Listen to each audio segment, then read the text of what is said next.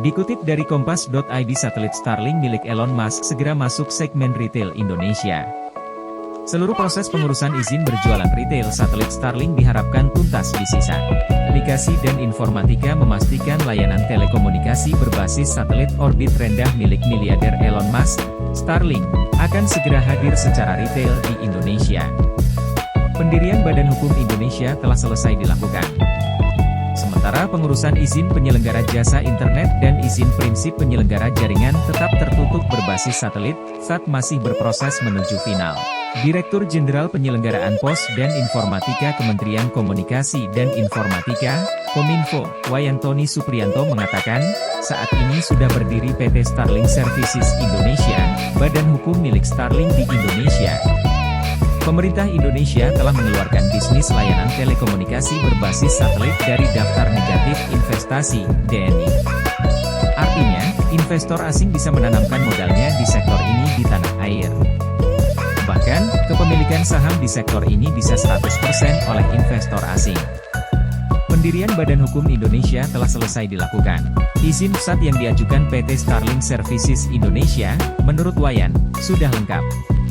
Adapun izin ISP masih ada yang kurang karena perusahaan itu masih harus menyelesaikan perjanjian kerjasama dengan perusahaan Network Access Provider, NAP. Standarisasi perangkat yang dipakai satelit Starlink sudah diurus Direktorat Jenderal Sumber Daya dan Perangkat Pos dan Informatika Kementerian Kominfo, ujar Wayan, yang ditemui seusai buka bersama Kominfo dengan media, Rabu, 3 April 2024, malam, di Jakarta. Kiri ke kanan, Menkominfo Budi Aris Setiadi dan Wakil Menkominfo Nezar Patria saat sesi buka bersama media, Rabu, 3 April 2024, malam, di Jakarta. Mediana. Kiri ke kanan, Menkominfo Budi Aris Setiadi dan Wakil Menkominfo Nezar Patria saat sesi buka bersama media, Rabu, 3 April 2024, malam, di Jakarta. Uji kelaikan. Sejalan dengan pengurusan dua izin itu, Wayan menambahkan, satelit Starlink akan menjalani uji laik operasi. Menurut rencana, pengujian memakai lokasi ibu kota Nusantara setelah Lebaran. Dia memperkirakan, seluruh proses tersebut bisa selesai tahun ini sehingga layanan telekomunikasi Starlink segera dapat dinikmati oleh pengguna retail.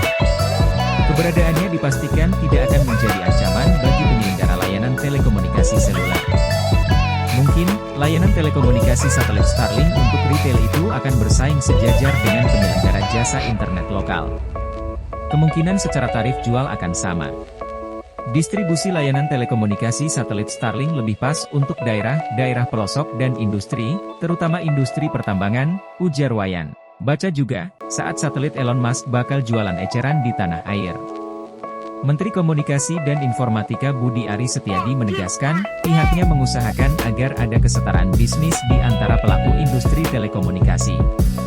Oleh karena itu, saat layanan telekomunikasi satelit Starlink mulai dijual untuk pengguna retail Indonesia, Kominfo akan memantau.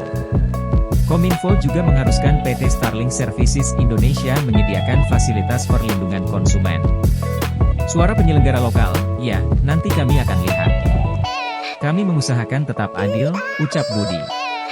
Mengutip laman Starlink.com, sejak tahun lalu sampai Kompas membuka laman tersebut pada Kamis, 4 April 2024, ketersediaan layanan telekomunikasi satelit Starlink sudah ditulis akan segera hadir di Indonesia pada 2024. Di laman yang sama telah tertera keterangan fasilitas dukungan kepada konsumen Indonesia, berupa alamat surat elektronik dan nomor kontak atas nama PT Starlink Services Indonesia. Pantauan Kompas Tekno saat berita ini ditayangkan, di laman resminya tersebut, Starlink sudah merinci harga langganan paket standar Unlimited seharga Rp750.000 per bulan. Pelanggan juga harus membayar biaya senilai Rp7.800.000 untuk perangkat keras. Daripada langganan pusat yang ada saat ini, harga perangkat dan biaya bulanan sangatlah murah. Dengan estimasi harga Rp750.000 sudah mendapatkan akses unlimited dan dengan kecepatan 40 Mbps. Bagaimana menurut Anda? Pemerataan internet murah haruslah segera terwujud meski harus menghadirkan perusahaan dari luar negeri.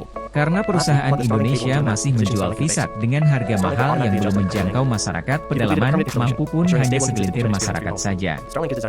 Semoga bisa jadi referensi. Java Access. www.baliparabolat.com